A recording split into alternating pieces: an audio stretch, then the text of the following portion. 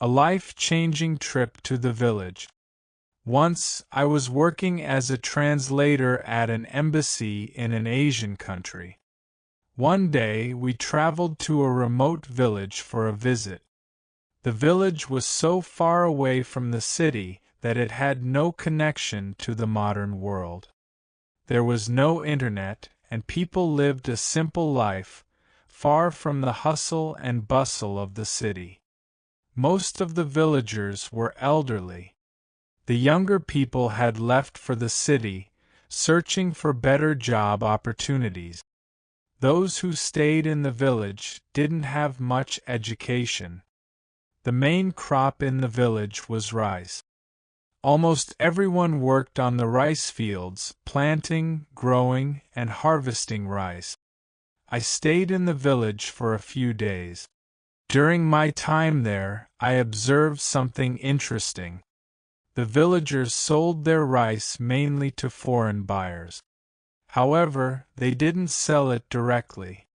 Instead, a middleman handled the sales. This man could speak English fluently and used his language skills to sell the rice to foreign traders at a much higher price. Unfortunately, the farmers received only a small amount of money for their hard work. The middleman kept most of the profit for himself. This situation seemed very unfair, but the villagers didn't have many options.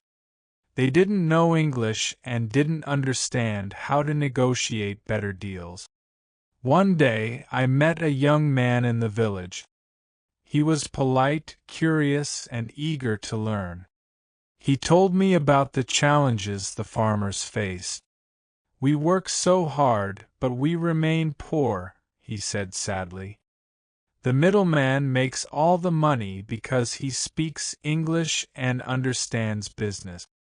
We don't know how to change this." His words stayed in my mind. I could see that he was frustrated, but he felt powerless. The villagers were poor and didn't have enough education to solve the problem themselves. I thought about the situation for a while. Then I made a decision. I would help this young man learn English. It was clear that if he learned the language, he could communicate with foreign buyers directly and help the farmers earn more money. But I knew that I couldn't simply ask him to attend lessons. He was busy working on the farm all day. So, I came up with an idea. I asked him to spend a few hours with me every day under the pretext of helping me with my work. I told him that I needed someone to assist me during my stay in the village. He agreed, not knowing that I had a secret plan to teach him English. Our lessons started the next day. At first, I kept things simple. I taught him basic greetings like hello, good morning, and how are you? We practiced these phrases while walking around the village or during breaks from work. The young man was a fast learner. He repeated every word I taught him with enthusiasm. "Good morning," he would say to me every day with a big smile on his face. After a few days, I introduced him to new words related to farming. We practiced saying words like rice, field, harvest, and buyer. I wanted him to learn vocabulary that was relevant to his daily life. One day, I asked him to pretend he was talking to a foreign buyer. "How would you introduce yourself?" I asked. He hesitated at first but then tried his best. "Hello. I am a farmer. I grow rice," he said nervously. "Good job." I encouraged him. "Now let's practice asking questions. For example, how much will you pay for my rice?" We repeated the exercise several times until he felt more confident. Every day, I added more vocabulary and taught him simple sentences. I also focused on pronunciation because I knew that clear communication was essential. As time passed, I could see his progress. He started using English words naturally in conversations with me. He became more confident and excited about learning. "One day I will talk to foreign buyers myself," he said with determination. "You will," I assured him. "You are doing great and I am proud of you." Our lessons continued for several months. The villagers noticed his improvement and were amazed by his dedication. Some of them even asked if they could join our lessons. Teaching him English was one of the most rewarding experiences of my life. I learned that language is not just about words, it's a tool that can change lives. It can open doors to new opportunities and empower people to take control of their futures. As I left the village, I felt proud of the young man's journey. I knew that he would continue learning and eventually help his community overcome their challenges. His story was a reminder that with determination and the right support, anyone can achieve great things. In the first few days, the young man didn't show much interest. After 2 or 3 days, he stopped coming. I went to the village to find out why. When I found him, I asked, "Why didn't you come? What happened?" He looked at me and said, "I know you are trying to help me because I am poor. But learning English is not easy. I feel that I can't repay you for your help. I don't want to be in debt to you. It's better if I don't come anymore." His words made me think. Even though he was poor, he had a lot of pride and dignity. I admired that about him. He didn't want to accept help just because he was in need. I said to him, "Don't worry. I promise you that I will teach you English in a short time. And if you learn it, I will buy rice from you at the end of the season instead of paying you money. If you don't learn it, then you don't have to give me anything. It's that simple." His eyes showed that he was still unsure, but after a few moments of thinking, he agreed. "Okay," he said quietly. "I will come and learn." I felt relieved. Now I had to find a way to teach him effectively in the short time I was staying in the village. I needed a plan, a method, and a clear strategy. For the next couple of days, I thought about the best way to teach him. I knew that we didn't have much time, and I couldn't waste it. I needed a fast, practical approach that would help him learn the basics of English quickly. So, I decided to use a technique I had successfully used before smart immersion. The idea behind smart immersion is simple. Surround yourself with the language as much as possible. This method doesn't rely on expensive tools or complicated textbooks. It just needs consistency and creativity. Since I didn't have many resources, I had to adapt the method to what I had. The first step was to get his ears familiar with English.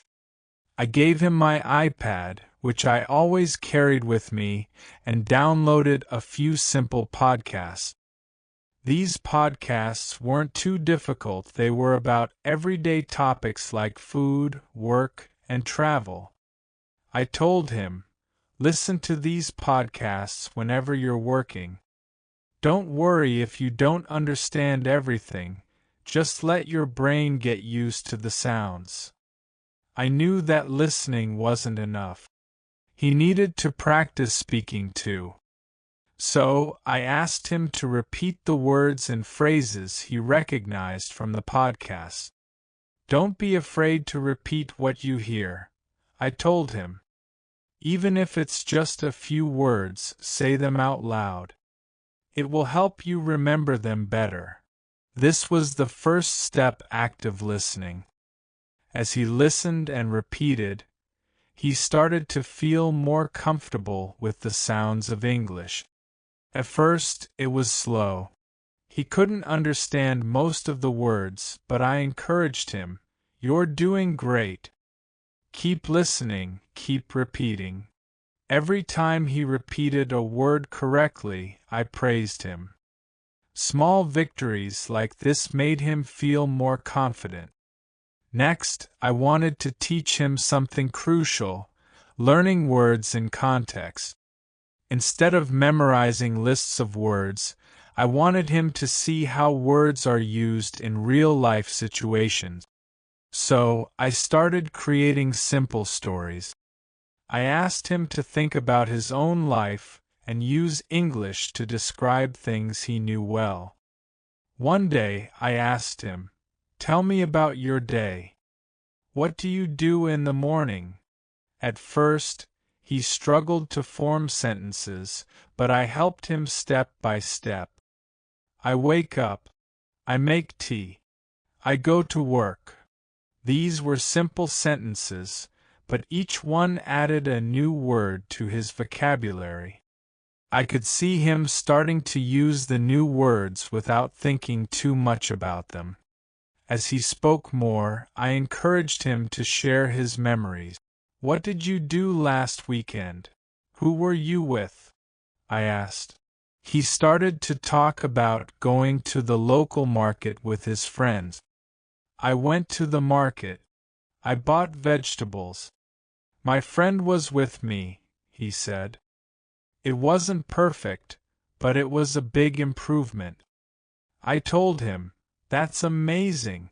Keep going and don't worry about mistakes. The important thing is to keep talking." I also encouraged him to use English in the moments when he wasn't thinking too hard. For example, when he was doing small tasks around the house, I asked him to describe them in English. "What are you doing now?" I would ask. He would answer, "I am cleaning. I am cooking." These short, simple sentences helped him practice using English in everyday situations. But the real breakthrough came when I asked him to describe something from his past. He hesitated at first, but then he started to remember. "When I was a child, I lived in the village. I played with my friends. We went to the river," he told me. He was using new vocabulary in real sentences, and I could see his confidence growing. It was amazing to watch him change. He was no longer afraid to speak, and he wasn't focused on perfection. He just wanted to communicate. And that's exactly what I wanted him to do: think in English. Slowly but surely, he was learning to use the language in real context. He wasn't just memorizing words. He was learning how to live in English. I could see the difference in him. He was more confident, more comfortable with his mistakes, and most importantly, he was speaking English. I encouraged him to keep practicing every day. You don't need to study for hours. Just listen, speak, and think in English every day. The more you do it, the easier it gets. This method worked because it was all about immersion. It wasn't about memorizing grammar rules or long lists of vocabulary. It was about using English as a tool to understand the world around him. With each day, he became more comfortable with English, and I knew this was just the beginning of his journey. One morning, I realized that the young man had made good progress in listening and speaking, but now it was time to work on his writing. "Have you ever tried writing in English?" I asked him. He shook his head and said, I don't know how to write. I have trouble even with the alphabet. That's when I decided to focus on teaching him the basics of English writing. We started with the alphabet. For a few days, I made sure he practiced writing each letter, both uppercase and lowercase. At first, his handwriting was messy, but with time it became more readable. After mastering the alphabet, we moved on to simple words like cat, dog, sun, and tree. I taught him how to connect letters to form words and then how to write short phrases. Although he was learning, I knew that just practicing the alphabet wasn't enough. He needed exposure to more English text to understand how words and sentences work together. Fortunately, I had an idea. Inside the embassy, there was a room filled with old magazines and newspapers. I spoke to the staff and got permission to take a few copies that were no longer needed. I handed the stack of magazines to the young man and said, "Read as much as you can. It doesn't matter if you don't understand everything. Just focus on reading out loud and getting familiar with the spelling and structure of sentences." At first, he looked overwhelmed. "I don't know many words," he admitted. "It's okay," I encouraged him. "Even if you understand only one word on a page, that's progress. Just keep reading." He took the challenge seriously. Every day, during his free time, he would sit with a magazine or newspaper and read out loud. Slowly but surely, his confidence grew. While he practiced reading, I introduced another important technique: thinking in English. I explained, when you're hungry and you think to yourself, "I'm hungry," try saying it in English in your mind instead. Say, "I'm hungry," instead of thinking it in your native language. The goal is to switch your internal thoughts to English. He was intrigued by the idea and agreed to try it. We practiced with simple examples. When you wake up in the morning, think, "I'm awake." When you see your friends, think, "They are my friends." When you are about to eat, think, "I'm eating." It might feel strange at first, but it will help you get used to English. One day, he shared a memory while we were talking. "Yesterday I was working in the rice field," he said. "It was hot, and I thought to myself in English, 'I am tired.' I didn't think it in my native language." I smiled. "That's fantastic. See? You're already getting the hang of it." Another time, he told me, "When I was playing with my friends, I kept thinking in English. 'We are running. He is winning. I am tired.' It was actually fun." These moments were proof that he was starting to use English naturally. Writing, reading, and thinking in English were becoming part of his everyday life. To make writing more engaging, I asked him to start keeping a journal. "Write about your day," I suggested. "It doesn't have to be perfect. Just write what you did, what you saw, and how you felt." He was hesitant at first. "But I don't know how to write long sentences." "That's okay," I reassured him. "Start small. Even if it's just 3 sentences, that's enough. For example, today I worked in the field. It was hot. I was tired. See? It's simple." He took my advice and started writing in his notebook every evening. Some days, he wrote only a few lines. Other days, he surprised me with detailed entries. As time went on, His writing improved, and he felt more confident expressing his thoughts in English. I knew we were on the right track. By combining reading, writing, and thinking in English, he was developing strong language skills. "You're doing amazing," I told him one evening. "Just keep going and you'll see how much more fluent you become." With every word he read, every sentence he wrote, and every thought he transformed into English, he was getting closer to his goal.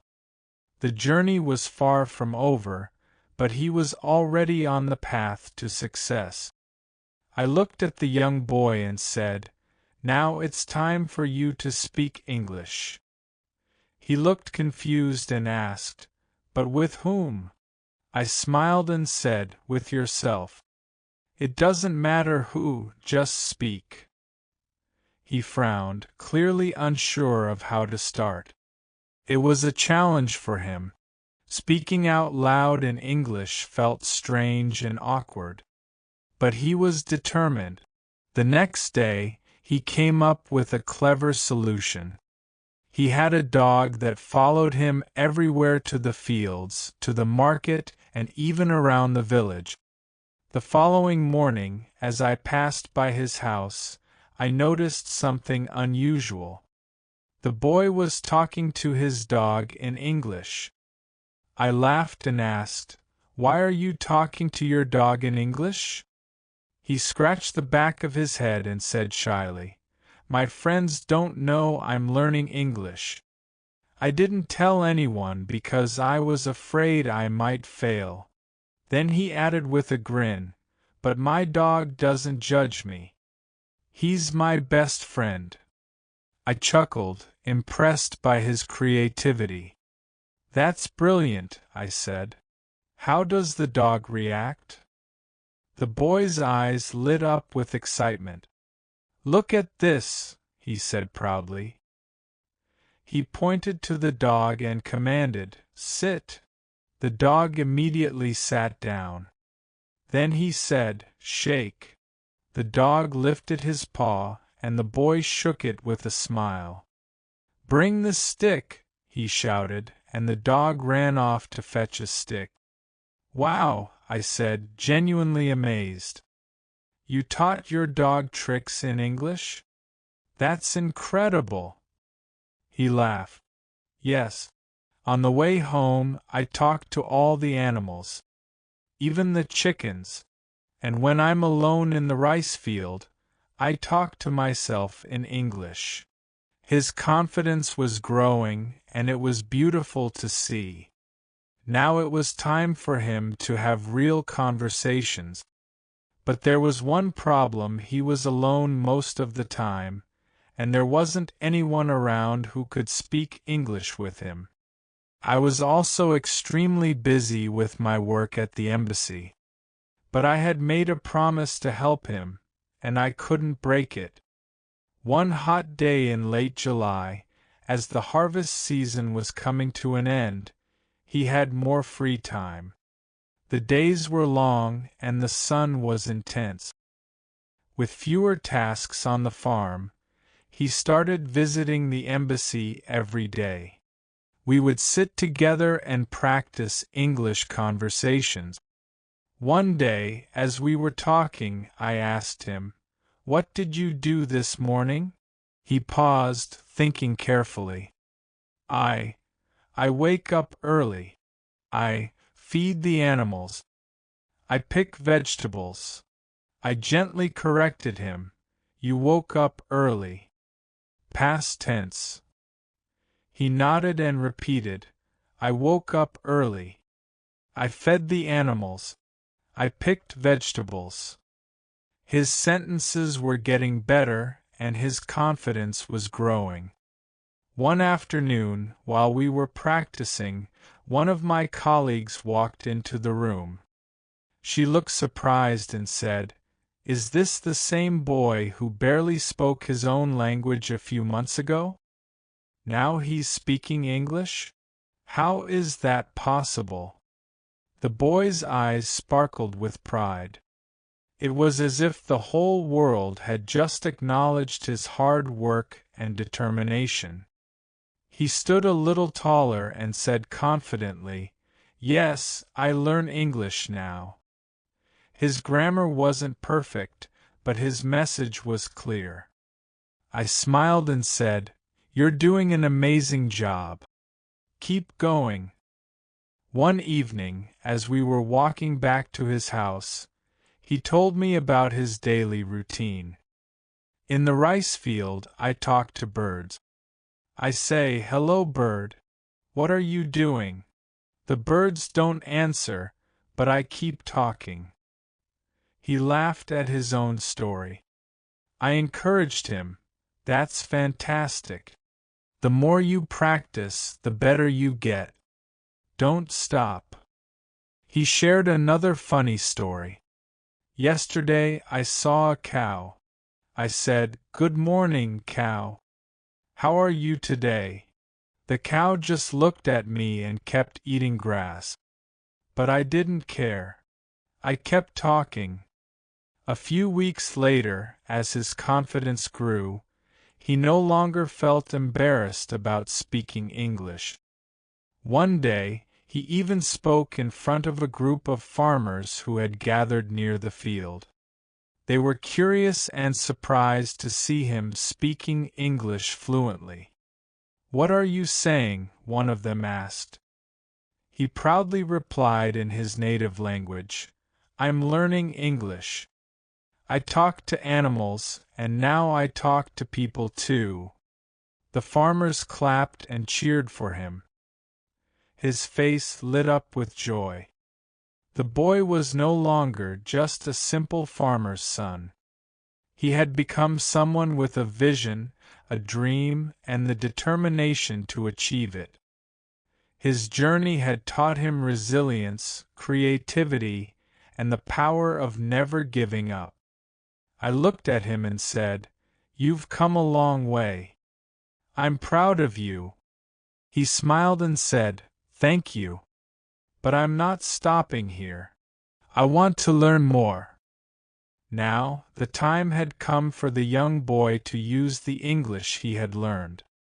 The harvest season was over, and the villagers were waiting for the rice trader to come and buy their crops. Every year, the trader would come with a few buyers to the village and buy all the rice from the farmers. This was always done on a specific day, and everyone was waiting to see if the trader would offer the usual prices or maybe a little higher. I was more nervous than the young boy. I had 1,000 questions in my mind. Would he be able to use the language he had learned to communicate? Would he be able to have enough confidence to say something? I really wanted him to come back and tell me how things went. Every moment I waited for him, I kept thinking about how he would handle the situation. Finally, the young boy came back to the village, and he was very happy to tell me what happened that day. He said, "I was very nervous. I didn't know if I could understand them or not.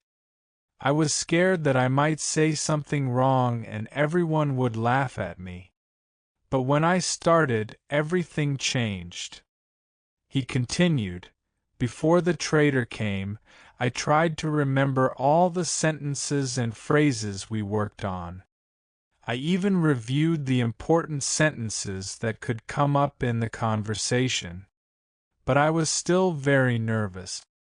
I thought maybe I wouldn't be able to speak, or maybe I wouldn't understand everything." Before the trader arrived, I had worked with the young boy on the phrases that were often used in transactions like this. I had taught him how to speak with more confidence and even how to disagree with the trader's low prices. So, I was somewhat relieved, knowing he would at least understand what was happening. The young boy continued, "When the trader and the buyers arrived, the buyer gave a price. I remembered what you taught me, and I immediately said, This is not right. The price is higher. I told him, That's good. That's exactly what you should have said. The trader was shocked and looked at me with surprise. He argued at first that I should not interfere and that I was bothering them, but I turned to the buyer and spoke to him about the quality of the rice. I used a few simple sentences to explain why the price should be higher. The trader was very nervous because he didn't think I would be able to speak English. But because he didn't want to lose the deal, he agreed with me and pretended that there was a misunderstanding about the price. The young boy continued, In the end, thanks to you, all the villagers were able to sell their rice at a much higher price. Even the trader couldn't argue with us. He had to accept the new price. I was so happy with the result. It was a truly exciting moment. The villagers were able to sell their rice for much higher prices, and this helped them a lot. They even gave me a part of the profit. The young boy said, Everything you taught me really helped. Now I want to teach others. I also want to buy clothes for myself like yours. Please, if it's possible, can you buy me a phone with internet? I will pay for it myself. And since I learned the language, I should also pay you. His words really touched me. I felt so good that I had made a positive impact on his life. This was just the first step for him, but I was sure he had many more abilities and could do great things in the future. I promised him that I would buy him a laptop. When my work at the embassy was finished and I had to return to my city, I coordinated with the embassy and bought a laptop for him. He came to the embassy and picked it up. I was so happy that I could help him reach this point. Even though I had left, our communication didn't stop. He stayed in touch with me for years. I even helped him start language classes in his village and the surrounding villages.